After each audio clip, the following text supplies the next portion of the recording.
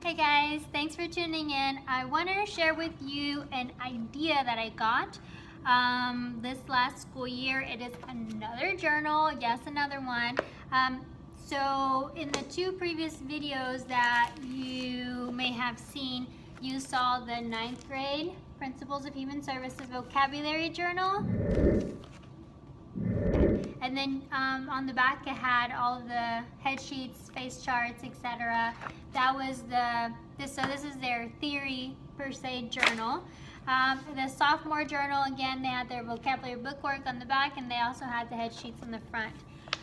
Then a journaling journal, or a calendar, or a creative journal, or whatever, however you want to call it. That's what this is. So each student, 9th and 10th grade, is going to get one of these. That's what these are here. Took forever to hole punch, took forever to sort. I still have to put the bind in them, but we will get there. We'll get there. It's July, it's the beginning of July, so we'll get there.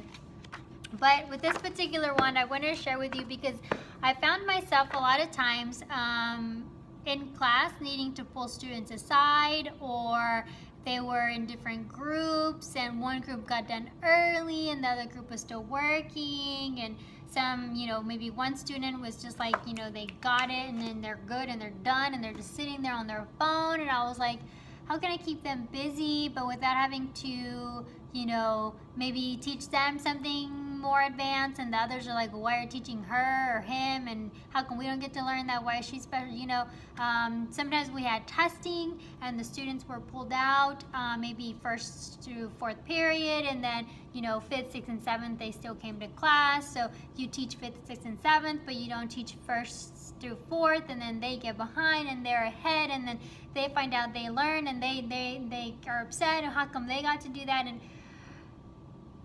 okay, so I thought, okay, we've got to do something. I've got to do something that's going to be easy, okay? Because if I need to pull out mannequins and pull out brushes and pull out, that's a lot extra. Not that I don't want to do it, but maybe I'm occupied with something else or someone else, like a student or something, or a lesson. So what is it that I can do that I can give them like an independent assignment, something that'll be creative, something that'll be fun, something that'll be interesting, that'll catch their eye, something that they can still be learning and applying previous knowledge or current knowledge to, and something that's going to help them within the industry.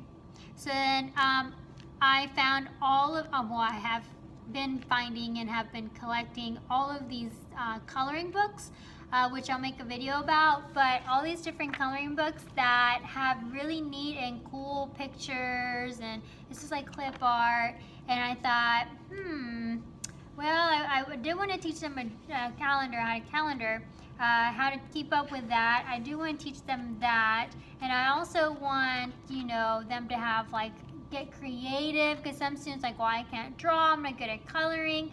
Well, you draw and color on a face, you draw and color on nails, you draw and color on hair. So you need to get those muscles in your hand, you need to get those nice clean lines for eyeliner, you need to get those muscles moving and working, and you need to get the creativity of colors and how colors flow, how they look good together, they don't look good together, how to blend the ombre from a dark to a light, how to mix. They need to be able to do that because it's cosmetology, right? So then I thought, okay, well, how about we do this? What I did is created another little journal, okay? Front and back sheets are, and again, sorry, the lighting is horrible. Front and back sheets are cardstock, so that when they switch the sheet, it doesn't tear.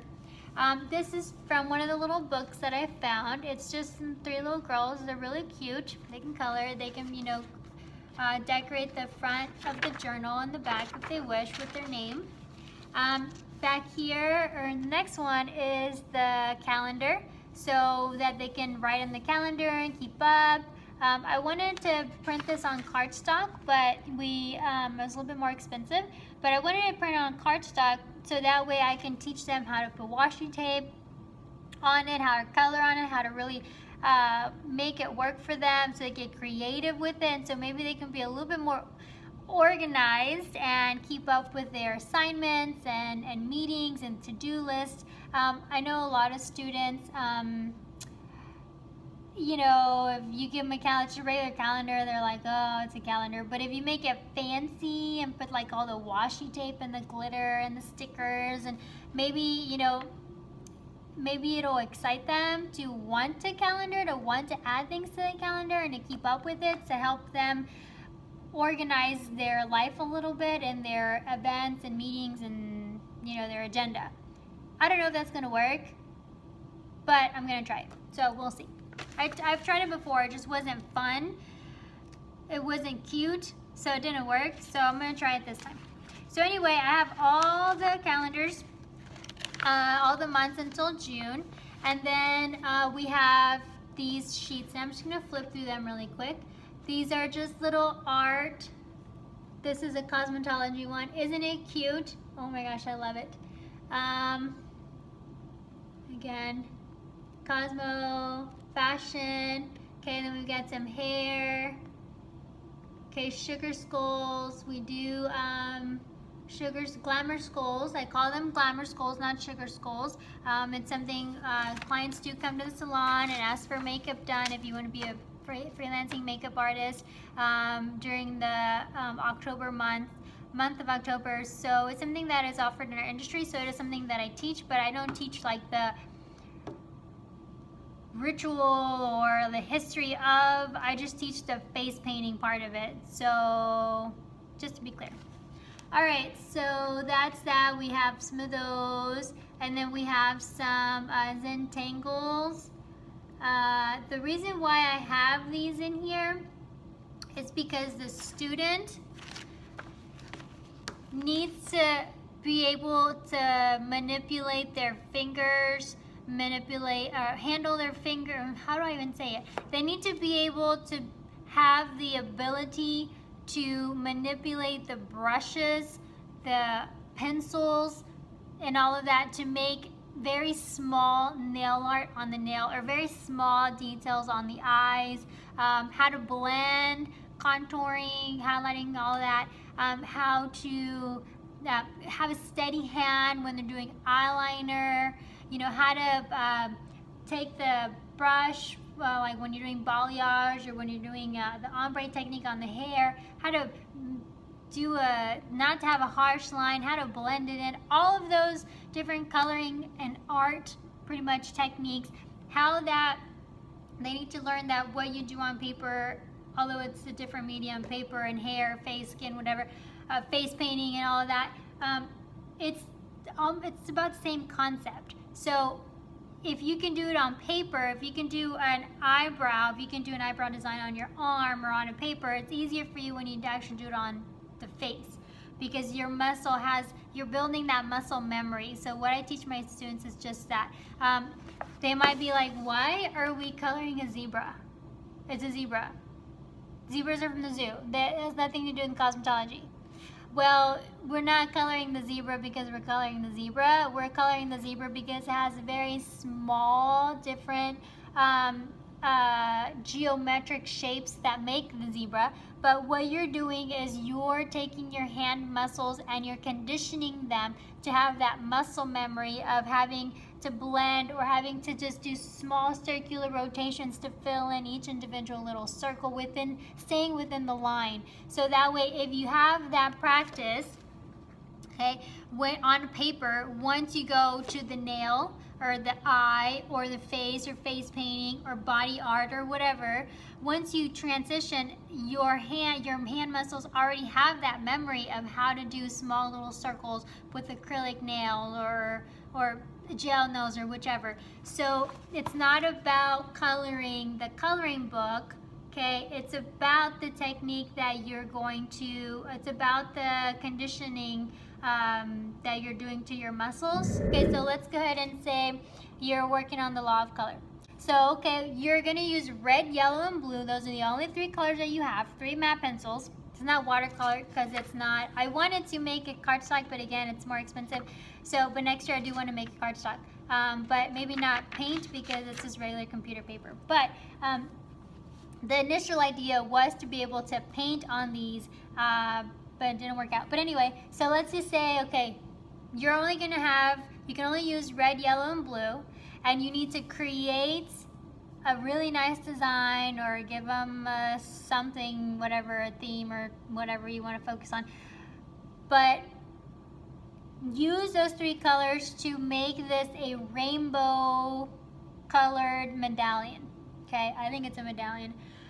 So then they have to be creative. They have to blend, push the matte pencil lighter or dark harder, so that way, change the pressure of your hand. So that way you can make the orange and the green and the violet and the blue green and the red violet and all of that. So this, if you make it, it does tie into cosmetology. You just have to be smart about and be smart about it and be right about it. Make sure you're not just, go color the page.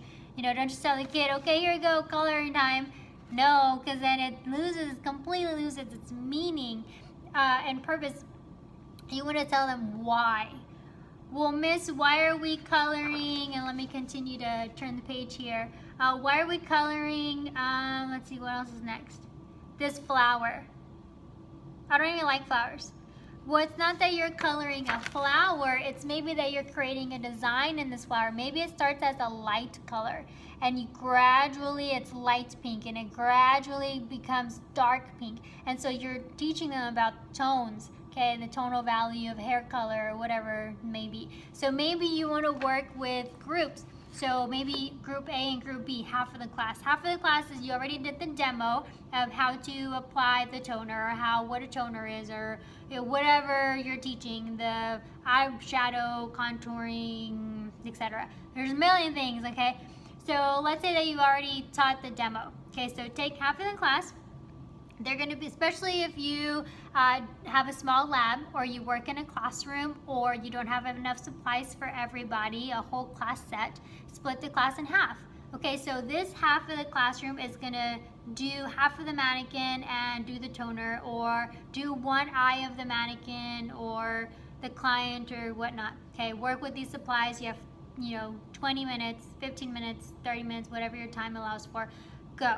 The second half of the class, you're working with them. And then another thing, do not give them this and go sit at your desk.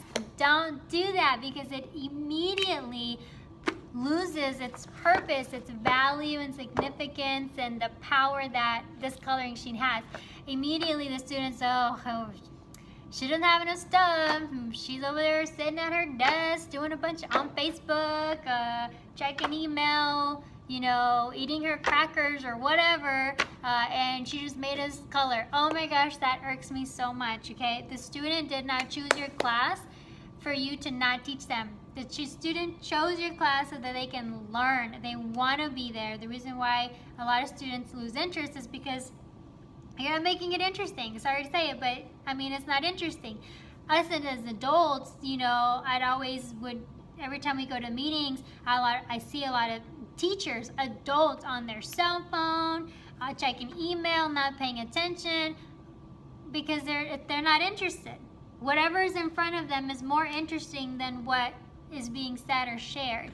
As soon as you say, okay, open up to the flowers and color, let's do it at the end of the class period, they're going to say, this is not cosmetology related. And it can not be cosmetology related, but it's up to you as the teacher, as the adult, as the educator, the instructor, as the mentor, as the not better person, but the more mature person, okay, that knows right from wrong. Okay, you've got to give it value. Okay, you've got to walk around to each student and show them how to blend a light pink to a dark pink. Use pink and black. Pink, black, and white. Black at the top, white at the bottom, pink in between. Show them. Take their hand, hold their hand, show them how much pressure to push. Sit down in front of the student, sit next to the student, do one flower with the student, walk around, check on them, ask them, hey, so what do you think? How did you get that color? What is it? What color should you use? What was the technique you used? Do your fingers hurt? Do you feel those muscles moving? You've got to give it the value, okay? A teacher, and I don't believe in desks in the classroom, because as soon as the teacher gets a desk, they sit at it. And I understand we have papers to grade, we have, that's what an office is for. But in my opinion, not everybody agrees, that's just my opinion, but I feel that as soon as you sit down and you turn, within the 45 minutes that the student is in your class for 9th and 10th grade, of course, juniors, seniors is more time, but as soon as you sit down at your desk, you lose the opportunity to change that child's life.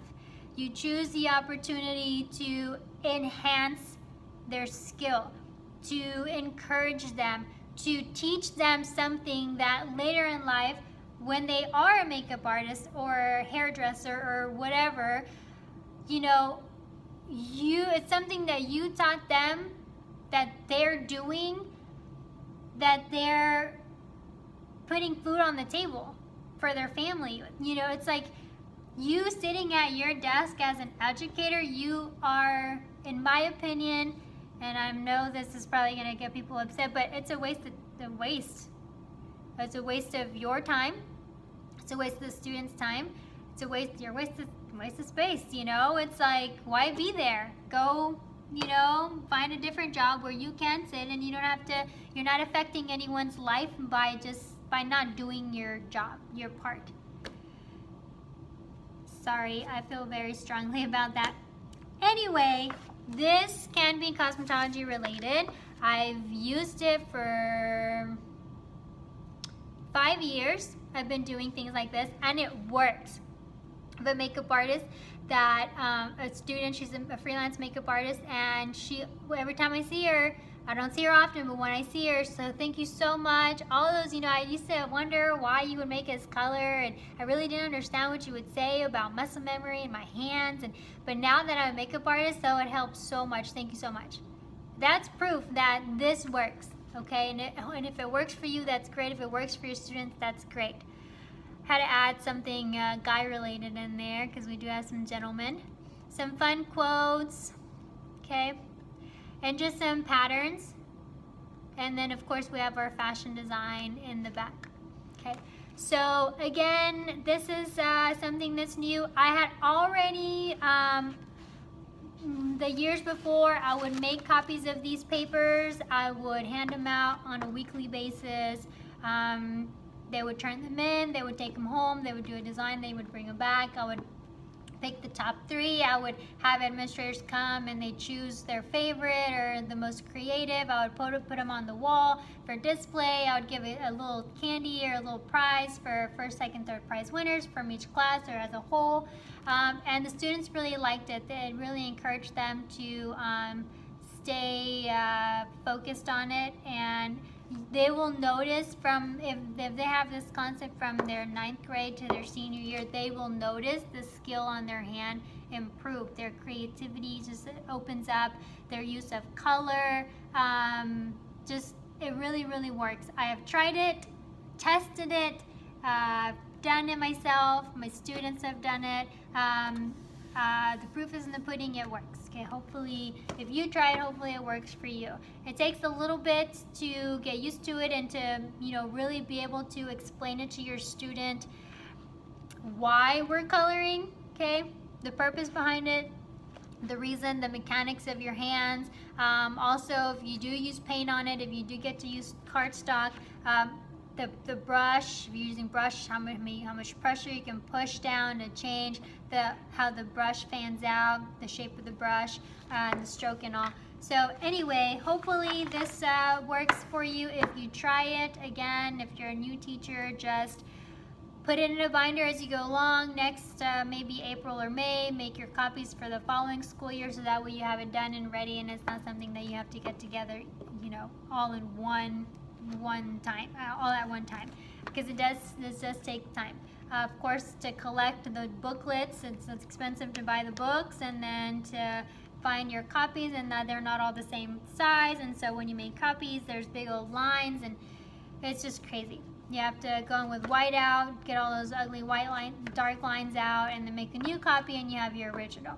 Another thing why I have these journals and these journals here with all of the head sheets, okay, is when we have a presenter or we have an industry business partner, industry person, or salon tours, or we have like a senior spotlight day where it's like a fashion show or something, and we have potential, it's a career day per se, potential employers here. The students now can bring this out and say, look at my work, look at my creativity. So it's nice, neat, it's in one spot, okay? They also have their vocabulary or their